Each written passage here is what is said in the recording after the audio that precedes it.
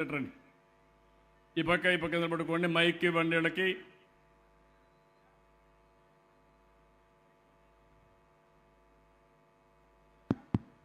రండి. ఆ కుర్రాడికి మైక్ ఇవ్వండి. అశోక్ మాట్లాడా. ఎవరు మాట్లాడతారో ఒకరు మాట్లాడమ్మా. నువ్వు మాట్లాడతాను.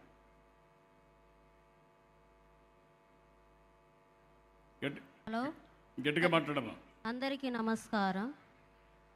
ఈరోజు ఇక్కడ మీటింగ్ జరుగుతుందంటే చంద్రబాబు నాయుడు గారు వచ్చి ఇక్కడ అందరికీ చెబుతున్నారు.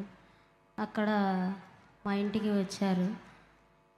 అంబేద్కర్ గారు అలా పుట్టినరోజు కాబట్టి వచ్చి ఇక్కడ దండ వేసి నేరుగా మా ఇంటికి వచ్చారు. రోజు మా ఇంటికి రావటం అంటే మాకు ఎంతో సంతోషంగా ఉంది. మా కుటుంబాలను ఆదుకోవడానికి ఆయన దేవుడిలా వచ్చారు. మా కుటుంబంలో మేము 9 కుటుంబాలు ఉంటున్నాము. 2 సెంట్లన్నరలో ఆయన మా కోసం ఎంతో చేసి ఇక్కడ దాకా వచ్చి మా అందరినీ పలకరించి మాట్లాడి మీకు నేనంతా చేస్తానమ్మ మీరు అని చెప్పారు. ఆయన మా భర్త గారు ఈ కార్పెంటర్ పని చేస్తారు. మీకోసం నేను చేస్తానమ్మా అని చెప్పారు. మా బావగారు మెకానిక్ చేస్తారు. కొట్టు చూశారు అక్కడ కూడా.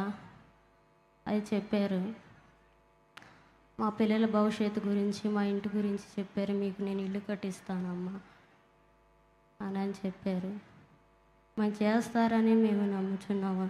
ఆయన చేసే రుణం మేము ఇంకా అభివృద్ధి చెందుకోవాలి. మా భర్త చేసే పనులు ఆయన చేసే సహాయాన్ని బట్టి మేము కూడా ఇంకా అభివృద్ధి చెంది ఇంకొకరు సహాయం పడేలా మేము ఉంటామని మేము మాట్లాడుచున్నాం. థ్యాంక్ యూ అమ్మా. ఒక్క నిమిషం ఉండమ్మా. నువ్వు అక్కడనే ఇక్కడ డేటా సెంటర్ సిఇఓ ఎండి కళ్యాణ్ ముప్పనేని వారు డేటా సెంటర్ పెట్టారు. చాలా బాగా పనిచేస్తున్నారు. పాపం వారు కూడా 5 సంవత్సరాలు ఇబ్బందులు పడ్డారు.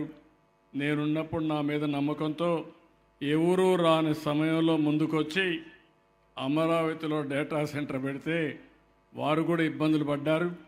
ఇప్పుడు వారికి కూడా బంగారు భవిష్యత్తు ఉంటుంది, నాకు అనుమానం లేదు.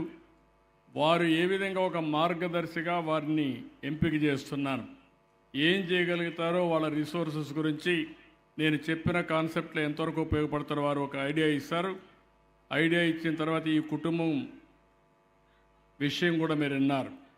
ఇప్పుడే ఈ కుటుంబాన్ని చూస్తే ఒక పేద కుటుంబం. ఒక తల్లి మాత్రం ఉంది ఆ అబ్బాయికి, అశోక్ కుమార్కి.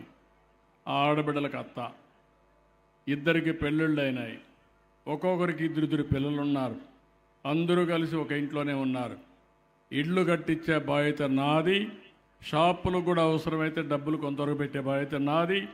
ఏ విధంగా వాళ్ళ జీవితాలు బాగు చేసి, ఇప్పుడే మా కలెక్టర్ అన్నాడు, ఒక మాట అన్నాడు,